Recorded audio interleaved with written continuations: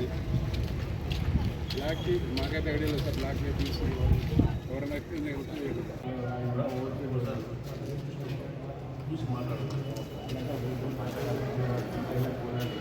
అసలు ఇది అవసరం లేదు సార్. ఇక్కడ వేరే ఆలోచన బెస్ట్. ఉన్నాయి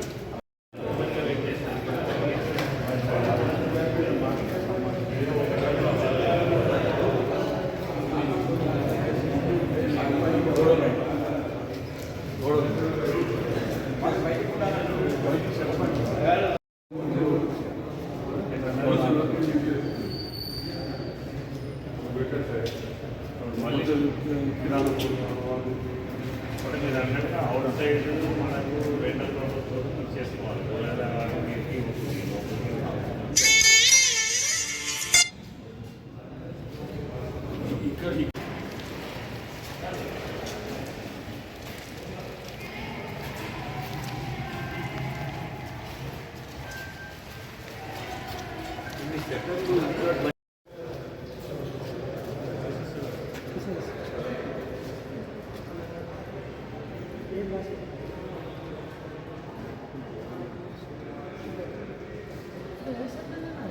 నాకు తప్పదు కానీ ఆడ మర్చిపోయినా పట్టుకున్నాడు. ఆడ మర్చిపోయా తీసుకోను వేరే వాడు పోతుంది కాదు అంటే పోయేది ఎట్లా పోయాం అక్కడ పోయి ఇట దిగుతారు.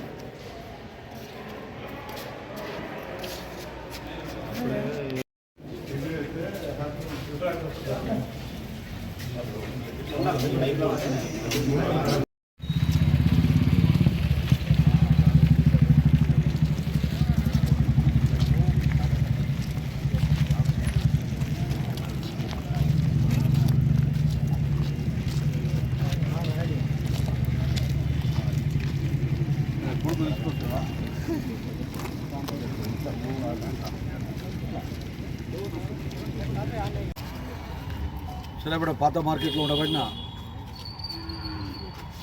ఇంటిగ్రేటెడ్ మార్కెట్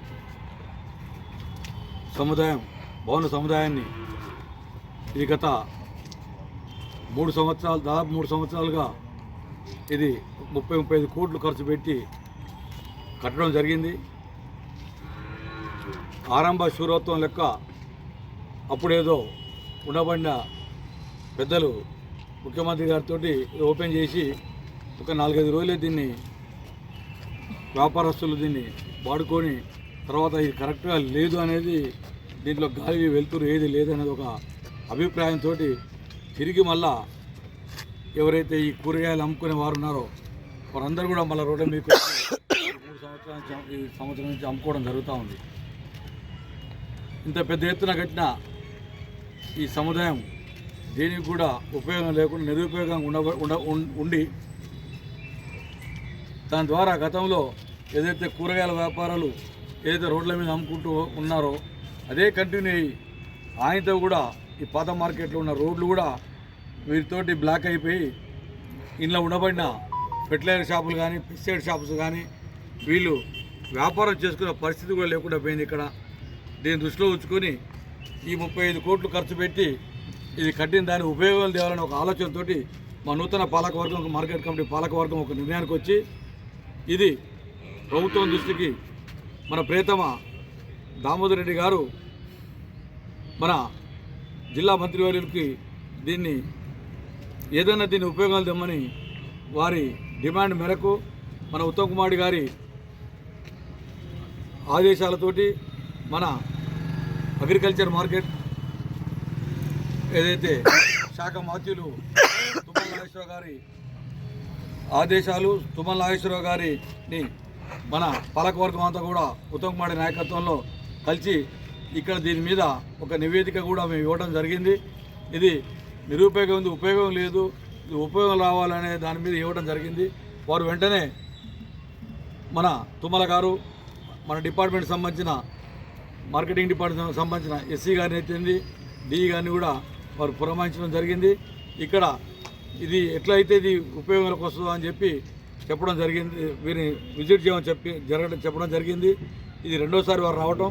దీన్ని దృష్టిలో ఉంచుకొని ఏదైతే ఇది మార్కెట్కు ప్లస్ మున్సిపాలిటీకి సంబంధించిన చిన్న ఇష్యూస్ ఏదో ఉండే దీన్ని కూడా క్లియర్ చేసుకోవడానికి మన దామోదర్ రెడ్డి గారి ఆదేశాలతో పాటు మన